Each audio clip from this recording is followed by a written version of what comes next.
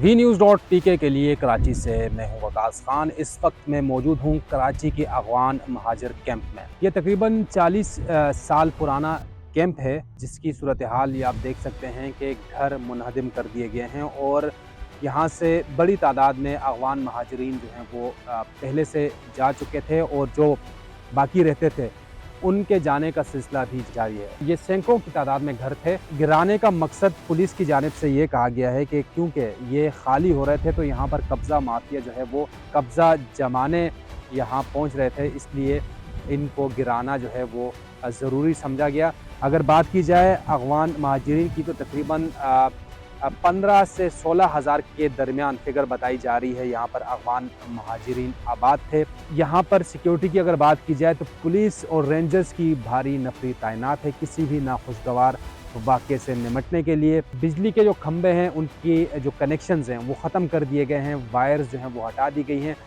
भारी मशीनरी थी यहाँ पर मौजूद है जो कि अपना काम करने के साथ साथ यहाँ से वापसी की तरफ उनका भी सफ़र जारी है। इस इलाके में, इस ज़मीन पर, ये हज़ारों एकड़ों पर मुश्तमिल ये रकबा है।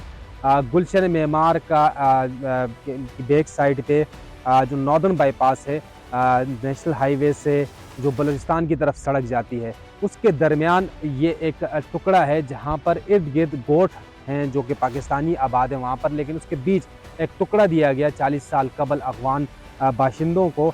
ये एक जॉइंट वेंचर था जो कि मकामी जो पाकिस्तानी लोग हैं उन्होंने दिल खोल कर अपनी मेज़बानी के फ़राइज़ सरअंजाम दिए और मेहमान जो हैं उनको किसी भी तकलीफ़ से दूर रखने की हर मुमकिन कोशिश की गई। बिलाखिर ये वक्त आ गया है कि पाकिस्तान भर की तरह कराची का जो अफगान महाजिर कैंप है ये भी 40 साल बाद जो है ख़त्म होने जा रहा है।